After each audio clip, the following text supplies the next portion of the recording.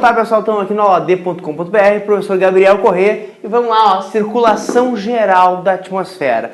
Esse conteúdo vai ser fundamental para a aula de climatologia, para a gente começar a entender como circula no globo a nossa dinâmica atmosférica, como acontece, por que acontece.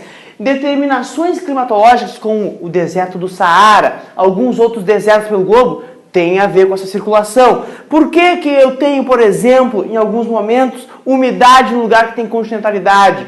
Tudo isso eu tenho que explicar a partir da circulação geral. Esse vai ser um modelo que vai nos ajudar bastante no decorrer, então preste atenção nessa aula. Vamos lá. Circulação geral da atmosfera. Primeiro elemento que eu quero trazer para vocês. Lembrar que sempre a tendência de qualquer fluido sair de uma alta pressão para uma baixa pressão.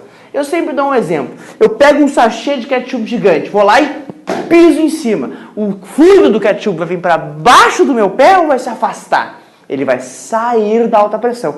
Todo fluido ele tende a fugir da alta pressão, procurando esse alívio, né? Procurando a baixa pressão. Por isso eu vou botar esse fluxo aqui para vocês. Anotem, a gente vai repetir isso vários momentos da aula, principalmente na próxima aula que a gente vai ver de circulação atmosférica. Sempre da alta para baixa. Fluidos em geral, outra coisa que a gente vai usar bastante, ó, fluidos aquecidos. A tendência do fluido aquecido é aumentar o grau de agitação de partículas, ficando menos denso e ascendendo, né? Um fluido aquecido ele tende a ficar menos denso e subir. Pensando em atmosfera, conforme o ar sobe, pensem assim, a coluna de ar, se ela está aquecida, ela não pressiona o chão, né? Ela não aumenta a sua pressão. Se ela está aquecida, levemente esse ar sobre a nossa cabeça vai ficando menos denso e aliviando a pressão que ele exerce sobre o chão. Por isso, o aquecimento do ar a gente deve associar a ascensão, perfeito? E também baixar a pressão aqui. Lembrem disso. Um exemplo global importante é que o Equador tem as temperaturas mais elevadas e tem as mais baixas pressões do globo. Isso também é associado a chuvas, etc. A aulinha que a gente já viu, né? Muito importante. Vindo para cá, gente, daqui das zonas de alta pressão e zonas de baixa pressão. Lembrem, né? O que é uma zona de baixa pressão? O que traz aqui que é importante para a gente? A zona de baixa pressão, ela também é chamada de ciclone. Muitas vezes a gente confunde, a ciclone é tempestade.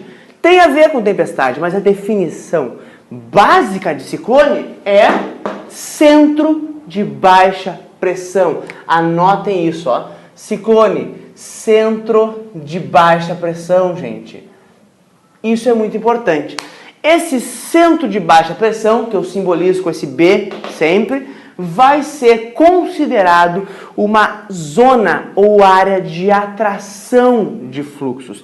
Lembrem, desde aqui do início, ó, se eu tenho uma baixa pressão se destacando, o vento da volta tende a buscar essa baixa pressão, perfeito? Vai tentar ir para essa baixa pressão. Se essa baixa pressão ainda é aquecida, além de ir para a baixa pressão, eu tendo a ascender. A busca aqui, ó, muito importante, ó.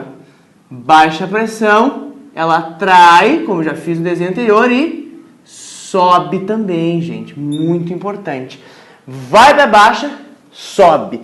Muito importante colocar. Por que eu associo ciclone à tempestade? Lembrem da aula de chuvas. Ar úmido ascendendo, as partículas, o que vai acontecendo?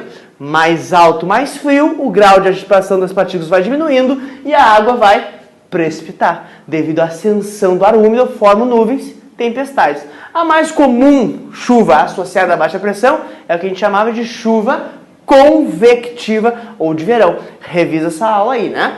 Então tá aqui, zona de convergência de fluxos, zona ciclonal, baixa pressão. Muito importante.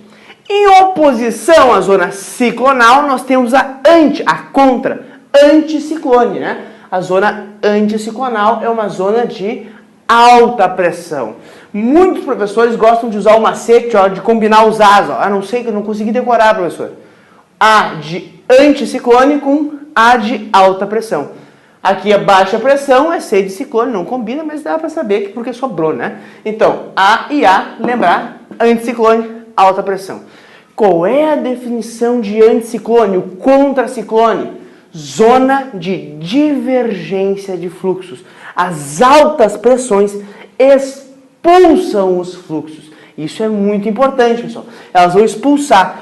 Por isso, vai ter, por exemplo, o deserto do Saara. O deserto do Saara nada mais é do que uma zona de alta pressão, a alta pressão dos trópicos, né? O que acontece? É a tendência do deserto do Saara, vou explicar nas próximas aulas por quê. A tendência do deserto do Saara é que os ares desçam, um movimento descensional, causando uma alta pressão. Se eu tenho alta pressão, eu dificulto a formação de chuva, porque não há ascensão do ar úmido. Lembram disso? Se o ar não sobe, não chove. Por isso, está descendo a pressão, está descendo os ares, aumentando a pressão, anticiclone. Anotem, anticiclone é sempre associável a essa divergência.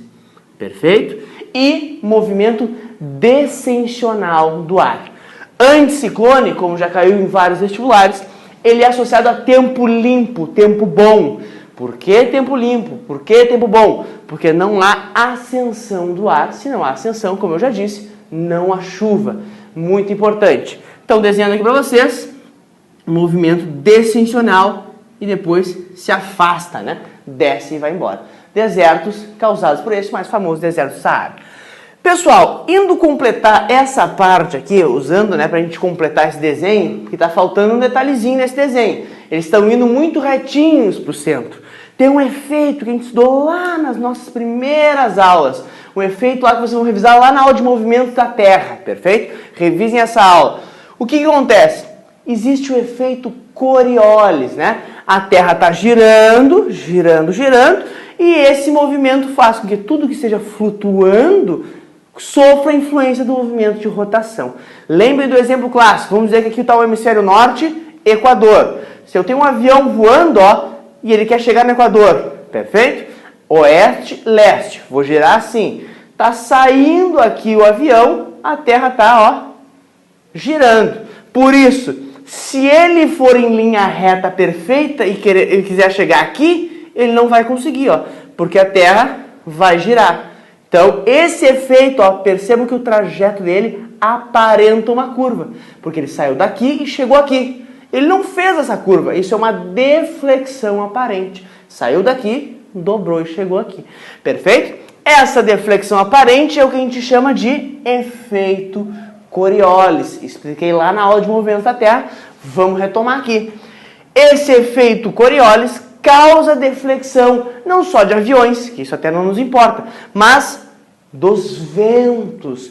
Toda a massa de ar que se desloque latitudinalmente, que é o movimento latitudinal, se afastar ou se aproximar do Equador. Esse movimento latitudinal, quando ele ocorrer em massas de ar, ele vai ter influência do efeito Coriolis. Professor, a água do meu vaso girando quando eu puxo descarga tem efeito Coriolis? Não, o efeito Coriolis não influencia em pequenos corpos, e sim em grandes massas que se desloquem latitudinalmente. Se eu andar no mesmo paralelo, ou seja, deslocamento longitudinal, há influência da Coriolis? Não. Ó, estou andando no Equador, estou girando, não vai fazer diferença nenhuma para o meu movimento, porque a Terra não vai me influenciar.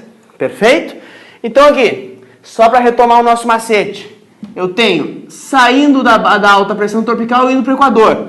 Essa flecha vermelha representa o fluxo principal de vento, o gradiente de pressão, saindo da alta para a baixa pressão. Se eu estou saindo em direção ao Equador, as baixas pressões equatoriais, esse vento vai ter essa tendência, ó. Se eu estou no hemisfério sul, estou me deslocando, aqui está o Equador, estou me deslocando, a Terra girou, parece que eu dobrei para a esquerda. Anotem esse macete e revisem aquela aula. Hemisfério sul, efeito Coriolis age para a esquerda. Em oposição a isso, no hemisfério norte, o efeito Coriolis vai divergir para a direita. Todo vento que se deslocar vai divergir para a direita no hemisfério norte e para a esquerda no hemisfério sul. Anotem esse macete, não tem como errar, gente. Muito importante. Vamos voltar para o nosso gráfico aqui e entender qual é a relação. Se eu estou, por exemplo, no hemisfério sul, vou usar o exemplo do hemisfério sul. Vimos que o macete hemisfério sul é para a esquerda. Eu tenho um grande centro de baixa pressão se destacando, uma temperatura elevada, daqui a pouco o ar está indo para ele. Se ele se deslocar latitudinalmente, ele começa a sofrer influência para a esquerda. Influência para a esquerda. Entra.